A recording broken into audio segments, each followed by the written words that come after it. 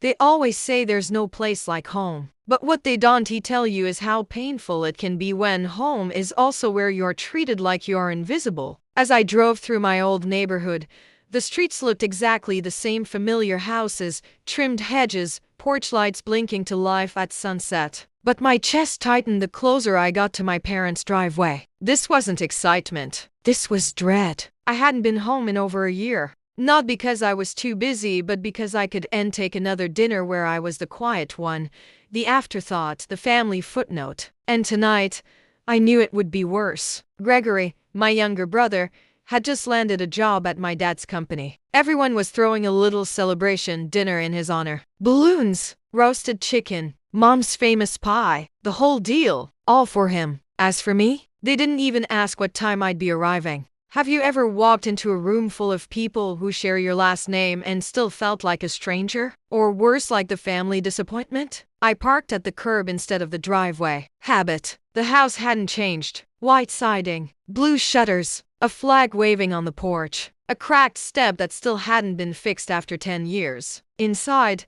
I could already hear laughter. My mother's voice rose above the others. Gregory's laugh echoed with that same smugness he always carried. I reached into the passenger seat for the duffel bag I'd brought, my uniform neatly folded inside. I hesitated for a moment, fingers hovering over the zipper. Then I let go. No one needed to know who I was outside these walls. Not yet. When I stepped inside, the warmth and scent of baked food wrapped around me like a blanket. My mom looked up from the dining table. "Oh, Natalie, you're finally here," she said, not getting up. "Grab a plate. We started already." Of course they had. No hug. No "how was your trip?" Just a nod and an empty seat at the corner of the table. I took it. Gregory sat at the center, grinning, talking with his mouth full. My father listened proudly, nodding at every exaggerated story. "So I told the client, we can knock 10% off if you sign today." And boom, closed the deal in 20 minutes. My uncle clapped him on the back. "That's my guy. Future boss material." Everyone laughed. I didn't. I pushed a piece of chicken around my plate, forcing a smile whenever someone made eye contact. My mother looked over. "Natalie, how's your, what do you call it again? Placement? Deployment?" She said it like I worked in an Amazon warehouse. "Assignment," I said quietly. "I was reassigned last month. I'm based at the Pentagon now." "Oh," she said. "That's in D.C., right?" I nodded. She turned back to Gregory without asking anything more. "Does it ever make you wonder how can someone carry medals, earn respect from strangers, and still feel completely unseen by the people who raised them?" By dessert, Gregory had launched into another story. This guy comes in with no idea what he's doing. I had to walk him through everything. It's like, dude, how do you not understand basic logistics? My dad chuckled. "That's leadership, son. You're stepping up." He raised his glass. To Gregory, everyone followed. Except me. They drank. They cheered. They toasted. And I sat there, forgotten. Later, as people moved into the living room and the dinner plates clinked in the kitchen, I stepped outside for air. The cold hit me fast, but it was a welcome kind of sting. I leaned against the railing, closing my eyes. This house, this family, it never changed. And maybe they'd never see me for who I am. But that didn't mean the world didn't. It didn't mean I didn't. What would you do if you had a whole different life that no one in your family even cared to ask about? Would you stay silent or show them what they chose to ignore? Back inside, my mom was pouring coffee. She handed me a cup, still too hot to drink. "You always seem so quiet," she said softly, avoiding my eyes. I shrugged. Hard to speak when no one's listening. She didn't reply, just walked away. And right then, I made a quiet promise to myself. They didn't need to see me tonight, but they would, soon. Not out of revenge, but because the truth has a way of showing up louder than words, stronger than applause. And when it did, it wouldn't be during dinner. It would be in a room they never expected me to walk into. A room where I wouldn't be the forgotten daughter. I'd be ma'am. The next morning, I woke up early out of habit. Years of discipline don't just fade because you're on leave, not even when you're sleeping under your parents' roof, in a room that still has faded posters from high school and a closet full of memories they never bothered to box up. The sunlight spilled through the blinds, painting stripes across the comforter. I stared at the ceiling, trying not to think too hard about last night. But it was impossible. Have you ever been in a room full of people who know your name and still feel invisible? I didn't blame Gregory. He was always their golden boy, the loud one, the charming one, the natural leader, as my father used to say. Even when we were kids, I was the one doing chores quietly while he got rewarded for taking out the trash once a month. It wasn't just favoritism, it was dismissal. And after last night's dinner, I realized something I hadn't allowed myself to admit before. They didn't just overlook me. They had chosen not to see me. When I went downstairs, the house was already moving. Coffee brewed in the kitchen. Gregory was in the living room, talking loudly on the phone about his client pipeline.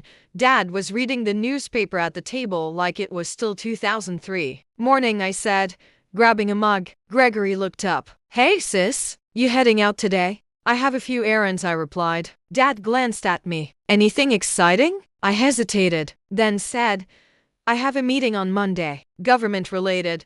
He nodded like I'd said I was going to the DMV. Well, good luck with that. Not what's it about. Or tell me more.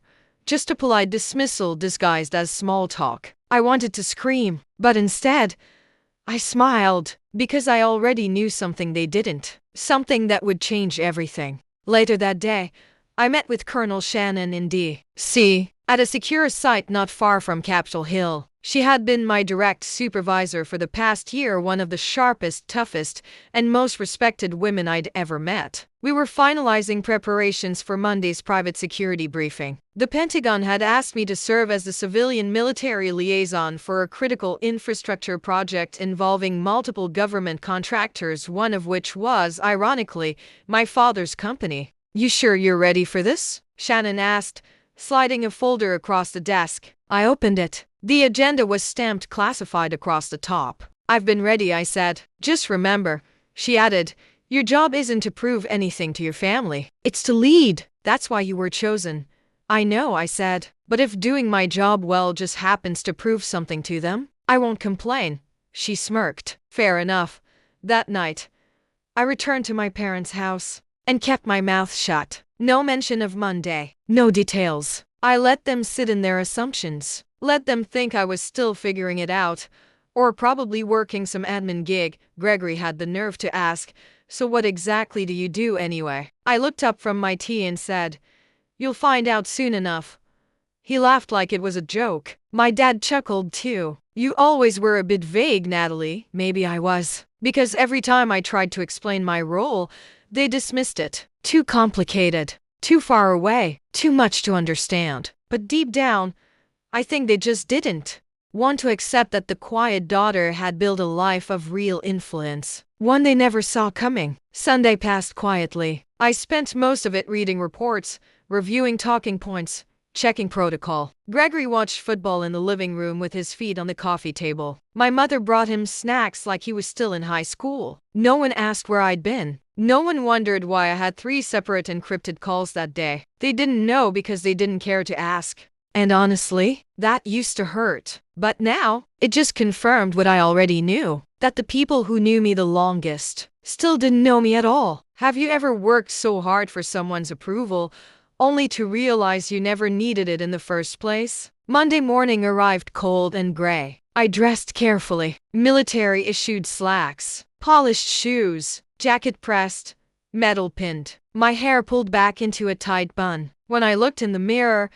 I didn't see the girl they always saw. I saw a leader, a commander, a woman they had no idea existed. I arrived at the conference center early. Staff were still setting up. Security was tighter than usual, every ID scanned, every bag checked. Inside, I reviewed the seating chart. My father's company, K&R Solutions, had 3 representatives attending. One of them? Gregory. I couldn't help but smile. Fate has a wicked sense of timing. Shannon arrived just before the meeting started. She walked in wearing her signature blazer and military pin, confidence radiating from every step. You ready, ma'am? She asked. I nodded. She turned to the room and said, ladies and gentlemen, allow me to introduce your lead liaison for today's session, Lieutenant Commander Natalie Mitchell. The room turned. I stepped forward and saw Gregory's face go pale. My father's eyes widened, not in recognition, but in realization. That's when it happened. He stood, a little too quickly, and said,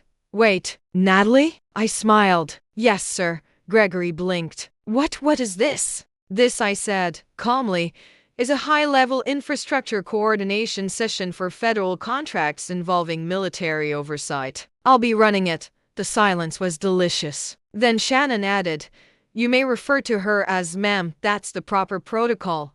Gregory sat slowly. My father nodded stiffly. They didn't speak again for a while, and for once, neither did I, because the room already said everything. Respect, recognition, and finally power. Not because I demanded it, but because I'd earned it. And now, they had no choice but to see me. The room was filled with suits, high-ranking officials, and government contractors, but for once, I wasn't the quiet one at the table. I was at the head of it. Literally. Gregory sat 2 chairs down, fidgeting with a pen he clearly didn't need. My father sat across the table, arms folded, face unreadable. I could tell they were still trying to process it. I wasn't just part of this meeting. I was running it. And for a man like my father, that had to be a bitter pill to swallow. Have you ever wished for just one moment where the people who doubted you had to sit still, watch, and listen to everything they ignored for years? That was this moment, and I was going to savor every second of it.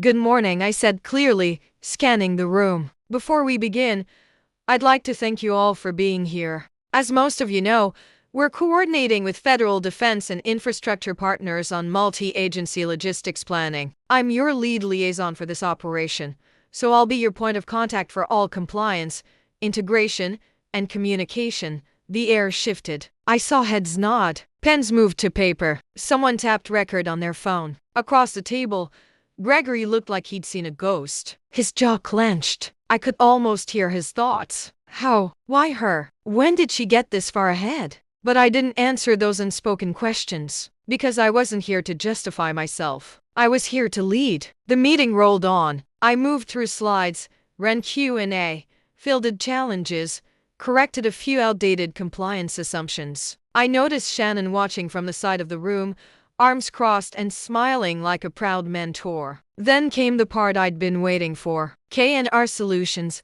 I said, glancing down at my notes. "We'll now discuss your project scope." Gregory stiffened. "Mr. Gregory Mitchell," I added, deliberately using the formal tone.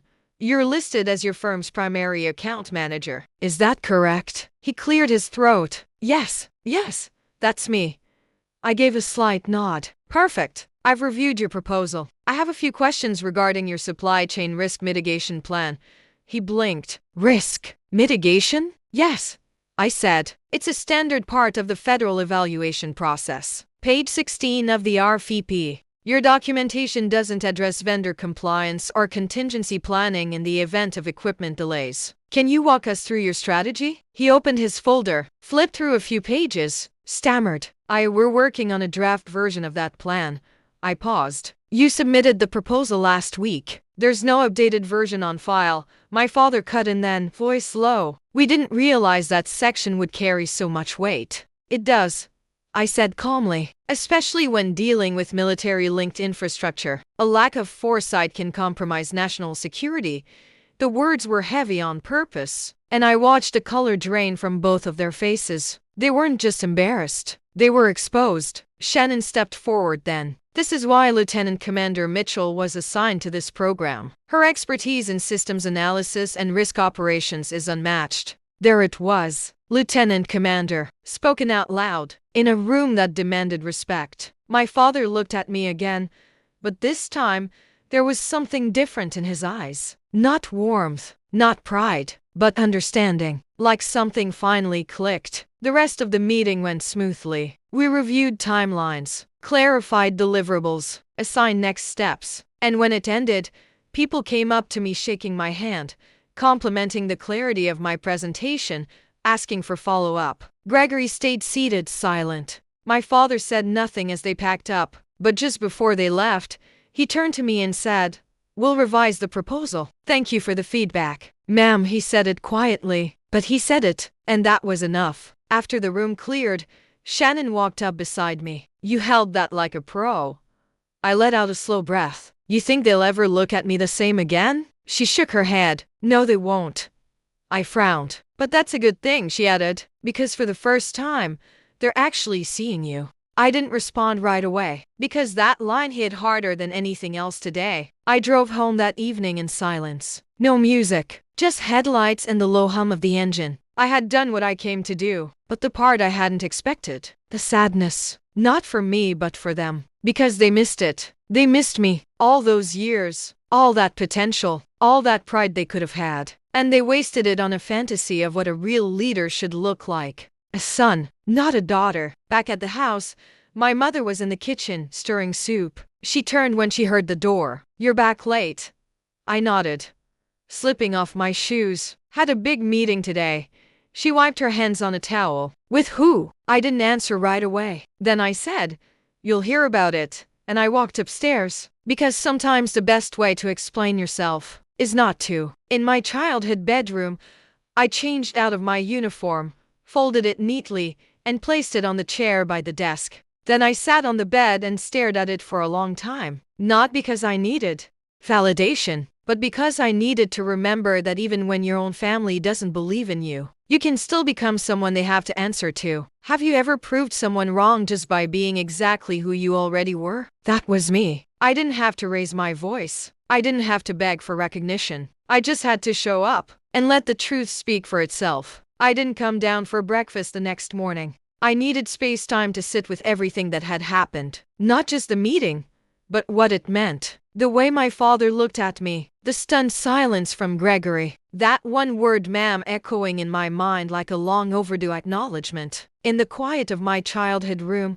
I sat cross-legged on the carpet, flipping through an old photo album Mom kept on the bottom shelf of her bookcase. Baby pictures, birthday parties, middle school awkwardness. Page after page, Gregory's achievements were proudly labeled with dates and captions. Greg wins science fair. Greg's first football game. Greg's promotion. When it came to me, the pictures were there but the captions were missing. Just blank spaces, like my story had been recorded but never really seen. Have you ever wondered if your absence would matter more than your presence? Because until recently, I thought disappearing from this family wouldn't change anything. Now I knew it would. Mid-morning, my phone buzzed. A message from Shannon. "Strong work yesterday. Everyone was impressed. You made a statement without even raising your voice. That was the plan." I typed back a quick thank you, but the words felt inadequate. Not because I wasn't proud, but because something deeper had shifted. Something I wasn't sure I could explain, even to her. Downstairs, the house was quiet. I found my mom in the living room, folding laundry with her usual silent rhythm. She didn't look up when I entered. "You heading back to D.C. today?" she asked. "Tomorrow," I replied. "Okay." I waited a beat. "Is Dad home?" She hesitated. "He took the day off. Said he needed to think." That surprised me. Dad never took days off. Not unless someone was dying or it was the Super Bowl. I stood in the doorway uncertain. "Did he say anything else?" She shook her head. "No, but I've never seen him look like that before." "Like what?" "Like maybe he's been wrong." I stepped outside to clear my head, walking slowly around the block, boots crunching the frost on the pavement. Every house looked exactly like it did when I was 15. But I wasn't the same girl who used to jog these streets with headphones in, dreaming of escape. Back then, I thought the only way to prove myself was to get out. Now, I understood the real power was in coming back, not to win approval, but to show I no longer needed it. By evening, Dad still hadn't come home. Gregory, however, was very much present, planted in the den, watching reruns of some finance podcast on the big TV. I stood in the doorway, arms crossed. He muted the screen. Hey. A long pause. Then he added, "So, yesterday." "Yeah." He rubbed the back of his neck. "I didn't know. I didn't expect you to. No. I mean, I didn't know you were doing that. Pentagon stuff. All that responsibility." I nodded. "Because you never asked." He flinched a little, but he didn't deny it. "I always thought you were just quiet, like you didn't want to talk about your job." I raised an eyebrow. "Or maybe I stopped trying because no one listened when I did." He shifted uncomfortably. "Okay, fair." Another silence. Then, "You were really good yesterday. Like, command the room good." That caught me off guard. "Thanks," I said, softer than I expected. He turned the volume back up, but not before saying, "Dad was rattled." I've never seen him defer to anyone like that. Maybe it's about time he did. He didn't argue. Progress. Later that night, my father finally came home. I heard the front door click quietly, then soft footsteps heading straight for the kitchen. I waited a few minutes before following. He stood at the counter, staring at the kettle as if he'd forgotten what it was for. When he noticed me, he nodded. "Tea, sure." He moved slowly, methodically, as if buying time. I took a seat at the table. He poured the water, handed me a mug, then sat across from me. No words for a long moment. Then, with a sigh, he said, "I owe you an apology." I said nothing, just waited. I spent so long trying to shape Gregory into something. I forgot you had already become someone. I let that land. "I thought I had more time," he added, "to get to know you, to understand what you do, who you are." "You still can," I said. He looked at me, almost surprised by the grace in my voice. Then he nodded. "You were incredible in that room." "Thanks. You made me proud." That one hit harder than I expected. I looked down at my tea. "It would have meant more 10 years ago." "I know," he said quietly, "but I'm saying it now." We talked for another half hour. Not about the past, not about regrets, but about real things, how I chose this path, why I kept it to myself, what it felt like to lead without acknowledgement. And for once, he listened, not to respond, not to redirect, just to listen. Have you ever waited your whole life for someone's respect, and when it finally came, you realized you didn't need it anymore? That was me. But I accepted it anyway. Not because it changed me, but because it changed him. The next morning, I packed my things, slipped on my uniform, no longer hidden in a duffel bag this time, worn with pride. My mother walked me to the door. She didn't say much, but she gave me a hug, a real one, and whispered, "Come back more often." "I will," I said. Then Gregory stepped out from the living room. He offered his hand. I shook it. "Next time," he said, "you should tell us more about what you do." "Next time," I said, "you should ask." As I pulled out of the driveway, I glanced at the house one last time. Not out of sadness, not even nostalgia, but something closer to peace. They'd seen me now. Not fully, not perfectly, but enough. And I didn't have to explain myself anymore, because from this point on, I wasn't just a quiet daughter. I was the woman who walked into a room and made it listen. The city skyline came into view just as the sun cracked over the horizon. D.C. always looked best in those early hours, buildings gleaming with possibility, streets not yet choked by noise. I rolled down the window, letting in the cool air, crisp and clean, like a full breath after a long underwater dive. It felt good to be back. Returning home had been heavier than I expected. I'd gone hoping to quietly slip in and out, maybe tolerate one awkward family dinner. Instead, I'd walked into the very moment I didn't know. I'd been waiting for the moment my family was forced to see me for who I truly was. But now, back in the city, back in my world, I didn't need their recognition to function. Because I had something better.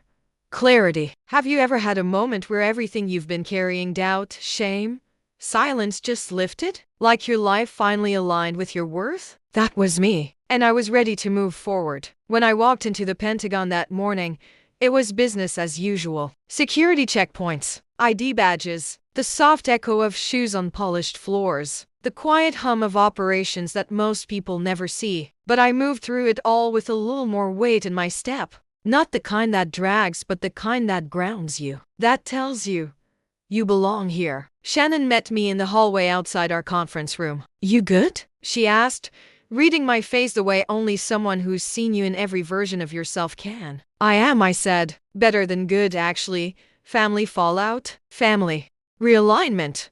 She smirked. "You looked steady in that meeting, like no one in the world could shake you." "They tried," I said, "but I stopped needing them to hold me up." Shannon nodded like she understood. Because she did. Later that day, we reviewed updates from several contractors. K&R Solutions had sent in a revised proposal, updated, detailed, and thorough. Gregory's name was still on the file, but now it included several footnotes citing military liaison protocols and security compliance upgrades. My work, my standards, They hadn't just noticed, they'd adapted. And that meant something. Not validation. Impact. Because that's what true influence is. Not applause. Not status. But evidence of change in your absence. That evening, I met up with Allison at our usual wine bar. She'd been texting all weekend, dying for an update. So, she asked before I even sat down, did the prodigal daughter get her standing ovation? No, I said with a smile, but I didn't need one. She leaned in, eyes gleaming. Tell me everything. So I did. I told her about the dinner, the silence, the shift in the conference room, the look on my father's face when he realized I was the person in charge, the respect he finally, begrudgingly gave. Allison whistled. That's big.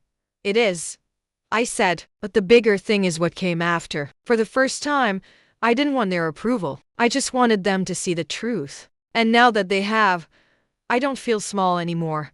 She raised her glass. To becoming the storm they didn't see coming, we clinked glasses, and I exhaled. Because sometimes being seen isn't about changing how people view you, it is about being so solid in yourself that it doesn't matter if they ever catch up. The following week, I was invited to speak on a panel for women in leadership. Military, government, private sector, dozens of women at different levels, all navigating the same fight, to be seen, heard, and respected without shrinking themselves. I hesitated at first. I wasn't used to being the one at the mic, but something inside me said, yes, because there were things I needed to say, not just for me, but for every woman who'd ever been interrupted at the dinner table or ignored in a meeting she led. The event was held in a glass-walled auditorium. Sunlight poured through like truth itself. Rows of chairs filled slowly, a mix of fresh faces and seasoned pros. When it was my turn to speak, I stood behind the podium, heart steady. I spent years thinking silence was strength, I began. That if I just worked harder,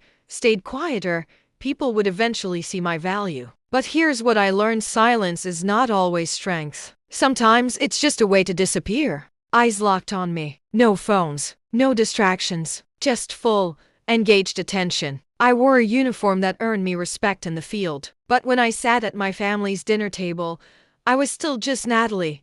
The quiet one, the safe one, the forgettable one. Someone in the second row nodded, eyes glossy. I didn't change that by yelling. I didn't force my way into their narrative. I let my work speak loud enough that they couldn't pretend not to hear it. Pause. Deep breath. My message to any woman who has been made to feel like too much or not enough: you don't need to fight to be worthy. You need to remember that you already are. Applause followed, real, warm, honest applause. But more than that, it was the looks, the smiles, the way people leaned forward like I'd said the thing they couldn't. And that meant everything. After the event, a young woman approached me. I'm studying cybersecurity, she said. My dad keeps saying it's not a real job. I smiled gently. My dad said the same about intelligence operations. She blinked. Seriously? I nodded. Now he has to submit proposals I review. Her face lit up. Keep going, I said, even when no one claps. Later that night, as I walked home, I thought about how far I'd come. Not just in miles, in meaning. Because I didn't just climb ranks. I claimed something back. My voice, my presence, my story. So if you've ever been the one overlooked, the one they didn't believe in, this is your sign. Let them underestimate you. Let them forget your name. And then show up in the room they never thought you'd be in, wearing the title they never imagined you'd earn. And when they finally look at you like they've never seen you before, just smile, because you always knew. The air was thick with spring rain, and the sky outside my window had that quiet grayness that always felt like a blank page. I was in my office early as usual. Most mornings I liked the stillness, those first few minutes where the world hadn't fully woken up yet, where I could breathe before the meetings, the noise, the decisions. But today, there was a different kind of anticipation humming in my chest. I was waiting for a call. Not just any call, a meeting confirmation from the Joint Operations Task Force. The one that would place me at the head of a cross-agency cybersecurity initiative. A role most officers didn't even dream of until their late 40s. I was 32, and a woman. And once, my family couldn't even be bothered to ask what I did for a living. Have you ever chased something quietly, knowing the people around you thought it was just a phase. Now I was steps away from walking into a room they didn't even know existed. My phone buzzed on the desk. Email. Subject line. Confirmed. Strategic lead appointment LT. CMR. Natalie Mitchell.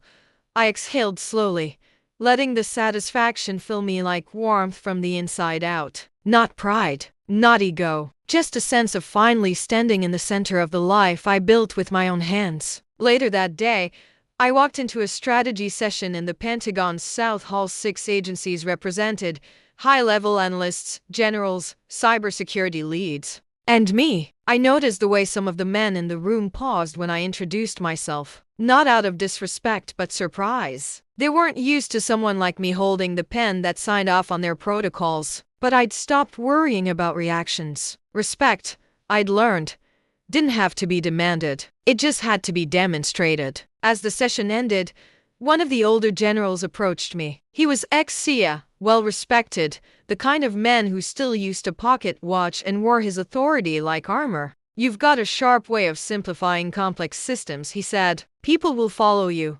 Thank you, sir. He looked at me thoughtful. Let me guess. Your family didn't see this coming? I smiled. No, sir, they didn't. He nodded once, as if that told him everything, then walked away. That evening, I sat alone on my apartment balcony, watching the streetlights flicker on one by one. I sipped tea slowly, phone in my lap, fingers hovering over my screen. My family hadn't called in days, not out of anger, just silence. Like they didn't know how to reach me anymore. Was I angry? No, I understood. They weren't ignoring me. They were adjusting to the version of me they never prepared for. And sometimes when people can't place you in the story they wrote for you, they stop writing. The next weekend, I drove back down to visit. Not because they asked me to, but because I chose to. You don't need to wait for an invitation when you've already decided you belong. When I pulled into the driveway, the front porch light flicked on. My mother opened the door, apron on, like time hadn't moved at all. She hugged me longer this time. Dinner's almost ready, she said, stepping aside. Inside, Gregory sat on the couch with his laptop, dressed more casually than I'd ever seen him. When he looked up, his expression wasn't smug. It was cautious. Hey, he said. Hey. He stood up, closed his laptop. I saw the news, he added, about the new appointment. I nodded. Big week. He rubbed the back of his neck. Look, I've been thinking about how I acted, how I didn't ask, how I didn't really see you. I tilted my head, waiting. I guess I always thought I had to fill Dad's shoes. Like, if I didn't perform, he wouldn't be proud. So I just blocked everything else out. I didn't interrupt. He continued. You were always quiet, but you were doing so much, and I just tuned it out. Silence stretched between us for a moment. Then he said, I'm sorry. It didn't erase the years, but it helped. I gave him a small nod. Thanks. Dinner was quieter than usual. No big speeches, no Gregory stories, no subtle digs. Just food, conversation, a few awkward attempts at asking about my work. I answered simply, no over-explaining, no embellishing, letting them step into my world on their terms. After dessert, my father walked out to the porch with me. It was cool outside, the breeze tugging at the wind chimes. I saw your name on that press release, he said. I figured you might. He cleared his throat. That's big work. High stakes. I nodded. It is. I wouldn't have pictured you in that kind of role. I know. He was quiet for a long time. Then, almost softly, he said, I'm proud of you. This time, I didn't flinch, because I didn't need it. But I appreciated it. Thanks, I said. Took you a while. He gave a dry chuckle. Yeah, it did. Another pause. Then, you've become someone I admire, Natalie. And that meant more than anything. Because it wasn't praise. It was respect. Earned. Unequivocal. Have you ever realized the real prize wasn't being loved for who you were, but being respected for who you became? That's where I was now. Not waiting for a seat at their table, because I had built my own. Back in D.C., things moved quickly. The initiative launched. I led briefings. I coordinated policy drafts. And I trained 3 new officers, each one younger than I was when I first entered the field. One of them pulled me aside after a session. How did you get here? She asked. Like, this level? I smiled. By not waiting for someone to notice me, I said. And by doing the work so well that eventually they couldn't look away. She nodded slowly. That look in her eyes, the one that said, "Maybe I can do this too," was the same look I had years ago, sitting in rooms I wasn't sure I belonged in. Now I knew better. I didn't just belong. I led. That night, I wrote one final note in my journal. I spent a long time chasing validation. Now I build from purpose. They didn't expect this version of me, but I did, and she's just getting started. By the time summer rolled around, my name was starting to carry weight in rooms I never imagined I'd even enter. Agencies reached out for input. Departments consulted me for clarity. Younger officers introduced themselves like I was someone they'd been told to watch, someone to learn from. But the truth was, I wasn't chasing attention. I was just doing the work, the same way I always had. Quietly, relentlessly, with purpose. Only now, the world had started to notice. Funny how that works, isn't it? The moment you stop needing to be seen, they finally look. One morning, Shannon and I sat down in a glass conference room with two high-ranking civilian contractors. Both men, both at least 20 years older than me, both skeptical, though they tried to hide it behind polite nods and filtered smiles. We were discussing a sensitive interagency collaboration on infrastructure vulnerability, essentially a ticking time bomb of security gaps spread across government databases. They assumed I was there to take notes, until I started asking questions. What contingency framework do you have for satellite failure during cross-jurisdictional relay? Silence. Then one said, "We hadn't fully defined that yet." I nodded. That's going to be a problem. Without it, your entire backup chain collapses if we lose line of sight at any node. They shifted in their seats. "You've worked with this level of integration before?" one asked. Shannon didn't even let me answer. "She's led operations to levels deeper than this," she said. "That's why she's not here to observe. She's here to fix what you haven't." I didn't need to gloat. I just smiled and moved on. Have you ever walked into a room where people expected you to be silent and left them stunned by your authority? It never gets old. Not because of the praise, but because you earned every second of it. That afternoon, I got an unexpected text from my mom. "Your dad's company just announced Gregory is stepping down. Said he wants to take time to regroup. You knew anything about that?" I didn't, but it didn't surprise me either. The project he'd led, the one I had to correct in front of federal officials, never recovered. And with our contract terms updated, his involvement had been quietly scaled back. It wasn't sabotage. It was standard. In rooms that demanded accountability, charm and confidence weren't enough. Execution mattered. And for the first time, my family was learning that the hard way. That evening, I called Gregory. He answered after 2 rings. "Hey," he said. "Hey," I heard. He let out a breath. "Yeah." We sat in silence for a few seconds. Then he added, "It's not really a surprise." I wasn't ready. It was the first time I'd ever heard him say that. I tried to lead like Dad. I thought if I acted confident, I'd figure it out along the way. I didn't interrupt. "I watched you at that meeting, Nat," he said finally. "And it hit me, you didn't just show up and expect respect. You earned it. You knew your stuff." I waited. "Look, I used to think you were just the quiet one, the safe one. But now I know. You were the smart one, the prepared one." I smiled slightly. "Took you long enough." He chuckled. "Yeah, I guess it did.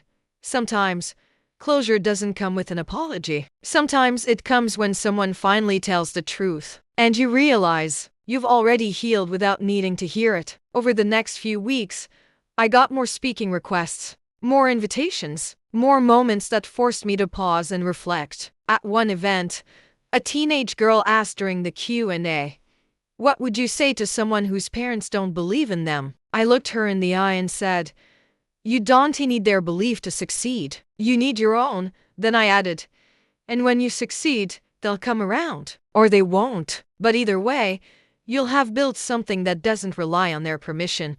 The room went quiet, and then it exploded with applause. One night, back home alone, I pulled out a folder I hadn't touched in years. Inside were letters, ones I wrote but never sent. To my parents, to Gregory, to myself. Letters full of pain, confusion, resentment. I read one that said, "I wish I knew how to make you proud." Another, Maybe if I made more noise, you'd notice me. And one more, written years ago in a dorm room during basic training. Someday, I'll be more than the quiet one. Someday I'll lead. I sat with those words. Then I shredded them, not because they didn't matter, but because they no longer defined me. Have you ever let go of an old version of yourself and felt like you could finally breathe? That's what this year had become. A long, slow exhale of everything I thought I had to carry. A week later, my father called. Thought you'd want to know, he said. We're restructuring. New leadership. More accountability. That's good, I replied. He was quiet for a second, then said, You were right about all of it. I didn't gloat. I didn't say I told you so. I just let him sit in that truth. Because sometimes the most powerful response is silence, especially when, for years, you were the one being silenced. Later that night, he sent a follow-up text. I understand now, and I'm proud of you. Not because of the titles or the meetings, but because of who you became when no one was watching. That I saved. Not because I needed it, but because it reminded me, you don't just lead when people see you. You lead when no one claps, when no one notices, when you keep going anyway. I stood on my balcony, city lights glowing below, and whispered the words I once wrote in secret. Someday, I'll lead. And now, I did, without apology, without explanation, without waiting to be asked. The sky above D.C. shimmered in a wash of gold and violet as the sun began to set, warm, peaceful, and just a little dramatic, like it knew I needed a moment of reflection. I stood at the edge of the Pentagon courtyard, watching the final rays dip behind the horizon. It was the end of another long day, but the quiet buzz in my chest reminded me of something bigger. Tomorrow marked 1 year since the dinner that changed everything. 1 year since my family toasted my brother like he was the legacy and forgot I was even in the room. 1 year since I walked into that conference in uniform and watched their pride unravel in real time. And 1 year since I decided to stop shrinking to make them comfortable. I hadn't planned on revisiting that moment, but sometimes your story circles back without asking for permission. I got the invitation a few weeks ago. An official event. Dad's company was launching a new public-private partnership initiative. A formal dinner, press, clients, family, and apparently, me. The emails simply read, We'd be honored if CMR Natalie Mitchell could join us as a special guest. A guest. In a room I used to be invisible in. I nearly deleted it. But then I remembered who I'd become in the last 12 months. And I replied, happy to attend. The event was held at a sleek downtown venue, glass walls, floating candles, tall ceilings designed to make everyone feel important. I arrived in uniform, not to make a statement, not to steal attention, just because it was who I am. The moment I stepped inside, conversations hushed for half a beat. Eyes turned, and there was a flicker of recognition. Some even smiled with quiet awe. I wasn't the girl who used to stand in the corner of family functions, nodding and half smiling while Gregory recited his latest spreadsheet victories. I was the woman who made them listen. My father found me first. He walked over slowly, dressed in a sharp suit, but without the usual guarded edge. When he looked at me, it wasn't with confusion or discomfort. It was with respect. You came, he said. You invited me, I replied. He nodded. I wanted you to see what we're doing now. Different leadership, better structure. We're trying. I didn't respond with praise. I just gave a small nod. And also, he added, quieter, I wanted them to see you. I turned slightly. Behind him, I noticed a table of local officials, company executives, and clients. A few of them were watching me. He leaned closer. You've earned your place. Everyone here knows it. The words weren't flashy, but they landed like truth. Later, during dinner, a speaker took the mic to introduce key collaborators and partners. When he said my name, people clapped, genuinely, like I belonged. And for the first time in years, I didn't shrink at the sound. I looked up, made eye contact, smiled, and stayed seated, not out of humility, but confidence. I didn't need the stage. I was the stage. Afterward, Gregory found me near the bar. He was dressed more casually than before. No more performance in his stance. Hell of a year, he said. Yeah, I replied. You could say that.